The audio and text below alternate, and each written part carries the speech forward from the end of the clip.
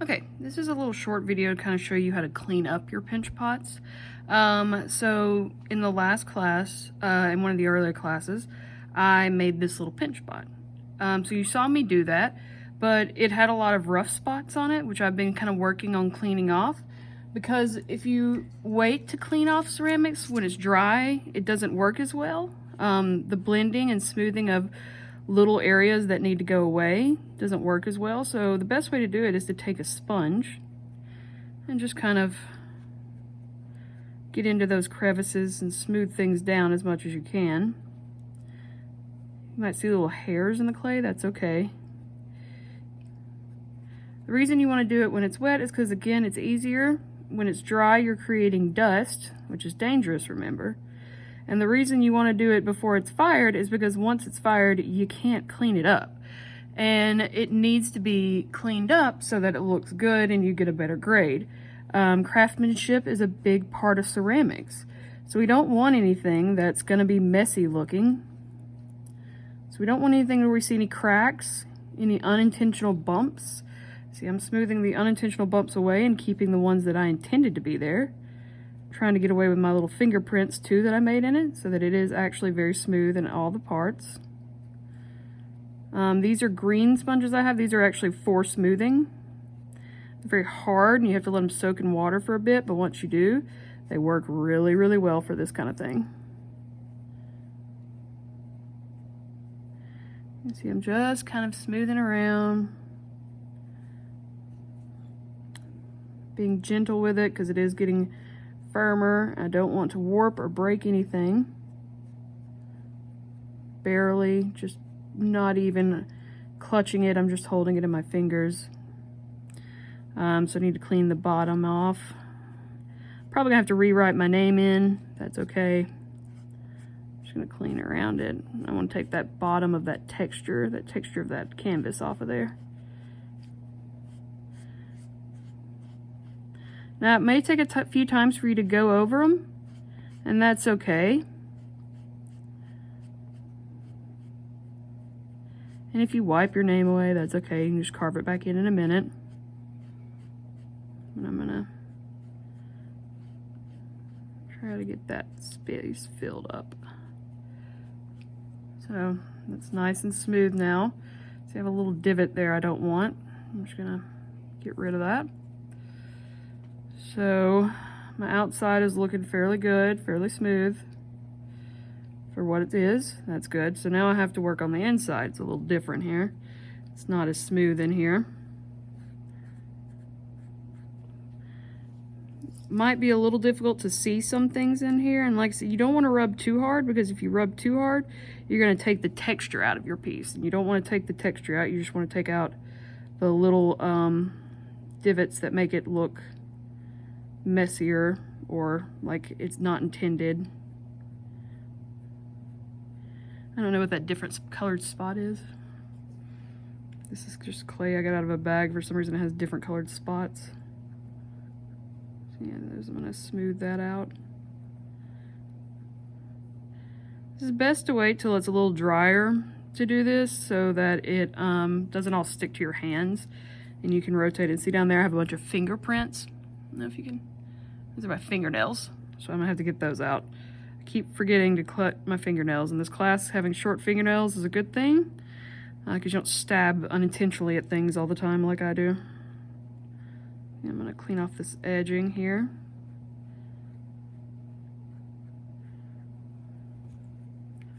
There's some at the bottom I need to clean, so I'm just gonna run my sponge in there. I need to get some down in here.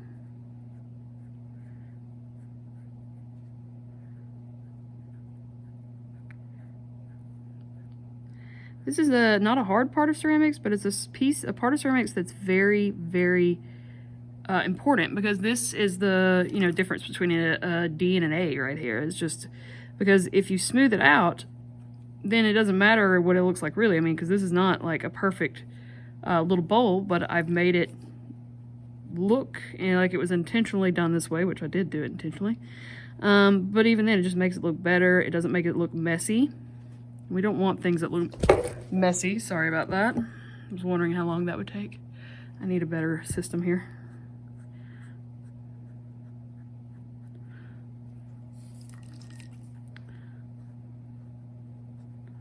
Just smoothing the ram down now as well.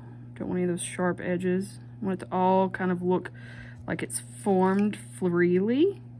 There's a crevice I'm gonna try to get out. And some more.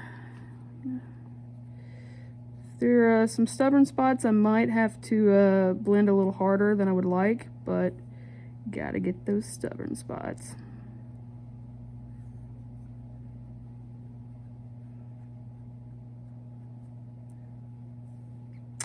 If they become too much and they won't come out, I can use my finger. And then I'll just use the sponge over that to take away the fingerprints. If you want fingerprints on yours, I guess that's okay, but they're gonna have to be intentional looking, not messy looking fingerprints. Some things look good messy, and you can tell when people leave things intentionally messy to look good, and you can tell when it was just laziness. And that can be the difference in a sale or a gift that someone likes, or you know, your grade. So this is something we will be doing. You will be making sure you smooth things down, make sure the craftsmanship is good on them. We'll not be getting any pots. I can show you some that kids have turned in the past that were not good ones, that did not get good grades. And it's, you know, ceramics is a time-consuming project-based class. So this is really all your class is making these kind of things. So why wouldn't you just take the time to relax and not really think too much and just kind of go? Because I'm not really, not much of a thought process happening here. I'm just looking at where it needs to be smoothed and hitting those spots. It's very cathartic. Not worrying about anything. Just trying to get these little divots smoothed in. My fingerprints are not as pronounced in them. It'll look smoother because I want it to look like, you know, you see in the Grand Canyon, the smoothness of the rocks there. Because the wind, erosion, that's what I'm going for here. So they have to be fluid. See, I'm going to keep smoothing my edge a little bit. So see, now I have a decently, pretty smooth inside. A little harder to get the inside smooth than the outside.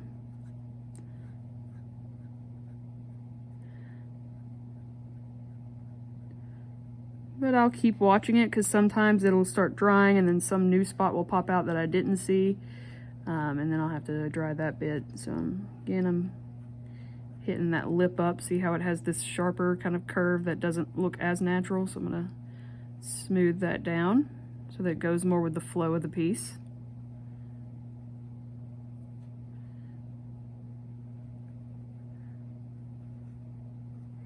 And even as something as simple as pinch pots you can make that will look beautiful. I mean, because when we're done with this, I'm gonna fire it, I'm gonna glaze it, and I guarantee you I could probably sell this for like 10 bucks, maybe 20. So that's the cool thing about ceramics, is you make them good enough, you can sell these. This could be quite a good little side dig if you're because you pay for the class, so you kind of might make your money back. A lot of kids don't like selling what they make though, because they're proud of it, which is good. There's a fingernail I missed. I want you guys to be proud of it. I want you to want to keep your stuff. But we do have teachers, when I put stuff in the cases, we do have teachers that will offer to buy stuff from students a lot. Which I always enjoy when that happens. Lets me know that I'm teaching y'all right.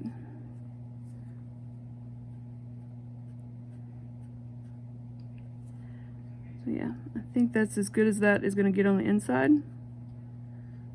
I might keep messing with it here, but I'm not going to make y'all watch this whole video. This is a 10-minute video so far of me just talking to you and smoothing it out. And again, you know, I was going to write down my name again here. Now I can use my needle tool, but I don't want to because needle tools are very thin when you're writing a name. So I'm just going to have a mechanical pencil right here, part of one that someone left in the class. So I'm gonna use it. Gives it thicker lines that I can kind of clean up easier.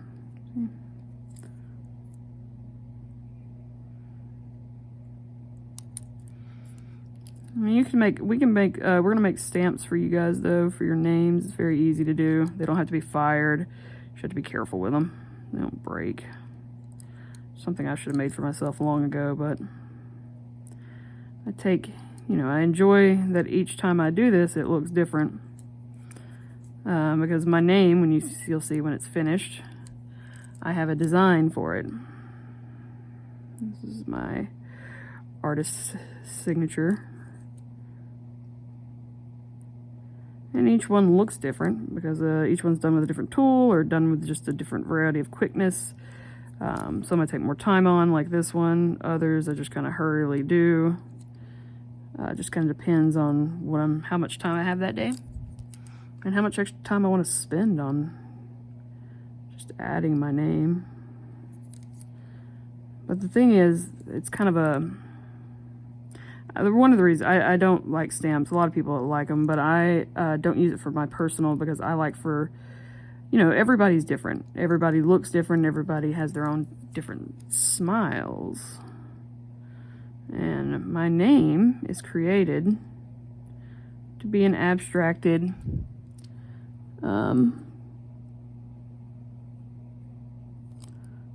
version of a smile. So my signature is. It took me far too long to figure this out too. Just want to point that out because you never know. So then I put a little boop.